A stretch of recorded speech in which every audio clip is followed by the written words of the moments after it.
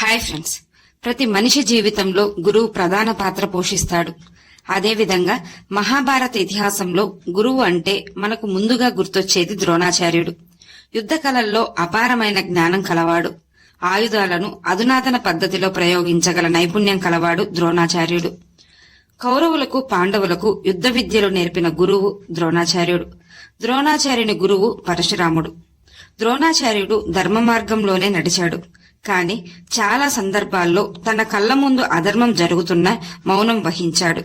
ద్రోణాచార్యుని ప్రియ శిష్యుడు అర్జునుడు.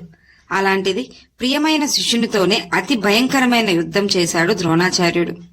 ద్రోణాచార్యునికి కుమారుడైన అశ్వత్థామ అంటే ఎంతో ప్రేమ. కుమారునిపై ఉన్న ప్రేమతో ద్రోణాచార్యుడు ఎలాంటి తప్పులు చేశాడు? అసలు ద్రోణాచార్యుడు కౌరవ పక్షాన ఎందుకు పోరాడాడు? ద్రోణాచార్యుడు ఒక గొప్ప గురువు అయి ఉండి తన శిష్యులను సొంత పగ తీర్చుకోవడం కోసం ఎందుకు వాడుకున్నాడు? ద్రోణాచార్యుణ్ణి ఎవరు వధించారు? మరణించే ముందు ద్రోణాచార్యుడు శ్రీకృష్ణుణ్ణి ఏమడిగాడు? అసలు ద్రోణాచార్యుడు ధర్మంతో పాటుగా అధర్మాన్ని కూడా ఎందుకు పాటించాల్సి వచ్చింది? ఇలాంటి సందేహాలన్నింటికీ సమాధానాలు ఈ వీడియోలో తెలుసుకుందాం. వీడియో చూస్తున్న వారిలో ఎవరైనా శ్రీకృష్ణుని భక్తులు ఉన్నట్లయితే తప్పకుండా జై శ్రీకృష్ణ అని కామెంట్ చేయండి. అంతకంటే ముందు ఎవరైనా మన ఛానల్ ని ఫస్ట్ టైం చూస్తుంటే ప్లీజ్ సబ్స్క్రైబ్ చేసుకోండి. అలాగే ఈ వీడియోని తప్పకుండా లైక్ చేయండి. మీ ఒక్క లైక్ మాకెంతో సపోర్ట్ నిస్తుంది.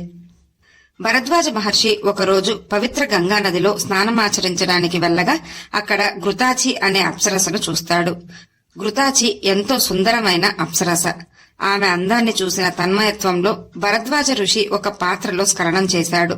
అలా ఆ పాత్ర నుండి జన్మించిన బిడ్డే ద్రోణుడు. తల్లి గర్భం నుండి కాకుండా మట్టి పాత్ర నుండి ద్రోణుడు జన్మించాడని మన ఇతిహాసంలో చెప్పబడింది. ద్రోణాచార్యుడు బ్రాహ్మణుడైనప్పటికీ యుద్ధ విద్యలు నేర్చుకోవాలన్న ఆకాంక్ష ఎక్కువగా ఉండేది. తన తండ్రి భరద్వాజ మహర్షి వద్దే విద్యాభ్యాసం చేశాడు. ఆ గురుకులంలోనే పాంచాల యువరాజు ద్రుపదుడు, ద్రోణుడు మంచి బాల్యమిత్రులయ్యారు. విద్య పూర్తి చేసుకుని ద్రుపదుడు గురుకులం వదిలి వెళ్లేటప్పుడు ద్రోణునికి మాటిస్తాడు, నేను పాంచాల రాజ్యానికి రాజయ్యాక నీకు ఎలాంటి అవసరం వచ్చినా నువ్వు ఏమడిగినా నేను సహాయం చేస్తానని ద్రుపదుడు ద్రోణునికి మాటిస్తాడు. కొంతకాలానికి పాంచాల రాజ్యానికి ద్రుపదుడు రాజయ్యాడు. ద్రోణుడు ఋషయ్యాడు. ఆ తర్వాత ద్రోణుడు కృపిని వివాహం చేసుకున్నాడు. వారికి అశ్వత్థామ అనే కుమారుడు జన్మించాడు. ద్రోణుడు సంపద పరంగా చాలా తక్కువ సంపదను కలిగి ఉన్నాడు. ఒకసారి అశ్వత్థామ తన తోటి స్నేహితులతో ఆడుకుంటుండగా బాగా ఆకలి వేసి పాలను దొంగలిస్తాడు. అది చూసిన అశ్వత్థామ స్నేహితులు ఎగతాళి చేస్తూ అవమానపరుస్తారు. ద్రోణుడు అదంతా చూసి తన కారణంగా అశ్వత్థామ పేదరికంలో బ్రతుకుతున్నాడు కాబట్టి అశ్వత్థామకు మంచి భవిష్యత్తు కల్పించాలని ఆశపడతాడు. అందుకోసం ఏం చేయాలా అని ఆలోచిస్తున్న ద్రోణుడికి ద్రుపద మహారాజు గుర్తొస్తాడు. అలాగే ద్రుపదుడు చిన్నతనంలో ఇచ్చిన మాట గుర్తొచ్చి వెంటనే ద్రోణుడు పాంచాల రాజ్యంకు బయలుదేరి వెళ్తాడు. ద్రోణుడు ద్రుపద మహారాజు వద్దకు వెళ్లి తనకు ఒక గోవు కావాలని అడుగుతాడు. కాని ద్రుపదుడు తన బాల్యమిత్రుడు అని గ్రహించలేక ద్రోణుణ్ణి అవమానిస్తాడు. అవమాన భారంతో ద్రోణుడు అక్కడి నుండి వెళ్తుండగా పరశురాముడు బ్రాహ్మణులకు తన దగ్గర ఉన్న సంపద పంచిపెడుతున్నట్లు తెలుసుకుంటాడు. దాంతో ద్రోణుడు తన పేదరికం వల్ల తన కుమారుడైన అశ్వత్థామ ఇక కష్టాలు పడకూడదని వెంటనే పరశురాముడు ఉన్న మహేంద్ర పర్వతం వద్దకు ద్రోణుడు వెళ్తాడు. ద్రోణుడు పరశురాముణ్ణి సంపద కోరగానే పరశురాముడు అప్పటికే తన దగ్గర ఉన్న సంపద మొత్తాన్ని దానం చేసేశాను కాబట్టి ఇప్పుడు నా దగ్గర నా శరీరం అంటే ప్రాణం ఇంకా ధనుర్విద్య మాత్రమే ఉన్నాయి. ఈ రెండింటిలో ఒక దానిని తీసుకో అనగానే ద్రోణుడు పరశురాముణ్ణి ధనుర్విద్యను నేర్పమని కోరతాడు. అలా పరశురాముని వద్ద యుద్ధ కళల్లో శిక్షణ పొంది గొప్ప ధనుర్ధారిగా తయారవుతాడు. ఎన్నో దివ్యాస్త్రాలను సొంతం చేసుకున్నాడు. అలాగే ఎన్నో శక్తివంతమైన అస్త్రాలు అంటే బ్రహ్మాస్త్రం, నారాయణాస్త్రం లాంటి ఖగోళ ఆయుధాల యొక్క ప్రయోగాన్ని కూడా నేర్చుకుని శక్తివంతుడయ్యాడు. ద్రోణుడు ధనుర్విద్య ప్రావీణ్యం చూసిన భీష్ముడు ద్రోణుణ్ణి కౌరవులకు పాండవులకు యుద్ధ విద్యను నేర్పడానికై గురువుగా నియమిస్తాడు. అందుకే ఆనాటి నుండి ద్రోణుడు ద్రోణాచార్యునిగా పిలువబడ్డాడు. కౌరవులకు పాండవులకు యుద్ధ విద్యలు నేర్పుతూ హస్తినలోనే జీవించాడు. హస్తిన యువరాజులందరికీ యుద్ధ కళల్లో గొప్ప నైపుణ్యం పొందేలా చేశాడు. అందరిలోకెల్లా అర్జునుడంటే ద్రోణాచార్యునికి ఎంతో ఇష్టం. అర్జునుడి విలువిద్య నైపుణ్యం అలాగే సాధన చూసి ద్రోణాచార్యునికి అర్జునుడు ప్రియశిష్యుడయ్యాడు. అందుకే అందరికంటే ఎక్కువ విద్యను అర్జునుడికి అందించాడు ద్రోణాచార్యుడు. శక్తివంతమైన బ్రహ్మాస్త్రం యొక్క మంత్రాన్ని కూడా అర్జునుడికి ఉపదేశించాడు. అర్జునుణ్ణి అందరికంటే గొప్ప విలుకానిగా తయారు చేస్తానని మాటిచ్చిన ద్రోణాచార్యుడు అర్జునుణ్ణి గొప్ప విలుకాన్ని చేశాడు. ఆ సమయంలోనే ఏకలవ్యుని ప్రతిభ చూసిన అర్జునుడు వచ్చి ద్రోణునికి చెప్పడం, ఆ తర్వాత ద్రోణాచార్యుడు ఏకలవ్యుని వద్దకు వెళ్లి నీ గురువు ఎవరని ఏకలవ్యుణ్ణి అడగ్గా అక్కడ ద్రోణుని ప్రతిమను చూసి ఆశ్చర్యపోతాడు. వెంటనే ద్రోణాచార్యుడు గురుదక్షిణగా ఏకలవ్యుని కుడిచేతి బ్రొటనవేలి అడగడం, ఒక క్షణం కూడా ఆలోచించకుండా తన బ్రొటనవేలిని గురుదక్షిణగా ఇస్తాడు ఏకలవ్యుడు. అంతటి గొప్ప గురుభక్తి గలవాడు ఏకలవ్యుడు. ఆ తర్వాత కొంతకాలానికి హస్తినాపుర రాజుకు సలహాదారునిగా ద్రోణాచార్యుడు నియమించబడ్డాడు. సకల మర్యాదలు ద్రోణాచార్యునికి ధృతరాష్ట్రుడి కల్పించాడు. సంపదకు ఎలాంటి లోటు లేకుండా ఎంతో గౌరవ మర్యాదలు కల్పించిన హస్తిన రాజుకు ద్రోణాచార్యుడు విధేయుడుగానే ఉన్నాడు.